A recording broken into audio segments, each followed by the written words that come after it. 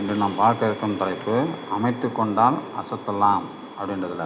So இதில் ஓமைகள் அப்படின்றதுல பார்த்திங்கனாக்கா, விதையும் மண்ணும் போல, இரும்பும் காந்தம் போல, கொடியும் மரமும் போல. ஸோ உங்களுடைய பணிகள் இது போல் சரியாக அமைத்து கொண்டால் அந்த பிடிப்புகள் சரியாக இருக்கும். 2, சரிவை எதிர்கொள்ளுதல்.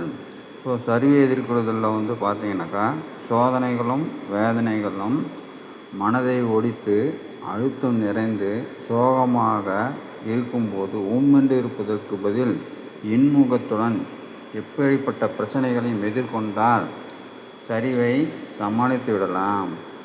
3வது, அலட்சியம் தவிர.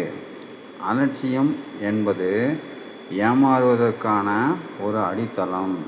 எனவே முக்கியமான விஷயங்களில் அலட்சியத்தை தவிர்த்தல் நல்லது. 4வதாக, சுகாதாரம். சுத்தமின்றி இருப்பது சோம்பேறித்தனத்தின் வெளிப்பாடு. எனவே அசுத்தமான அனைத்தையும் சரி செய்து சோம்பேறித்தனமாக இல்லாமல் பார்த்துக்கொள்வது சுகாதாரத்திற்கு ஒரு வழக்கு.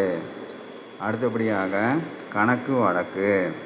ஸோ பழமொழி ஒன்று சொல்லுவாங்க, என்ன அப்படின்னு சொல்லிட்டு பார்த்தீங்கன்னா, உப்பு கணக்கு வைக்க தெரிந்தவன் தான் கல்கண்டுக்கு சரியான கணக்கை வைத்திருப்பான். ஸோ சிறிய சிறிய செயல்களை சரியாக செய்ய தெரிந்தவனால் பெரிய செயல்களை எளிதாக சிறப்பாக செய்ய முடியும். இதற்கு அதை சொல்லுவார்கள். அடுத்தபடியாக பதட்டத்தை சமாளி. இதுக்கு என்ன சொல்கிறாங்க அப்படின்னு சொல்லிட்டு பார்த்தீங்கன்னாக்கா, வேண்டாத அவசியமற்ற வேலைகளை ஒதுக்கிவிடு. எந்த சிறிய வேலையும் கொஞ்சம் முன்னாலேயே தொடங்கு.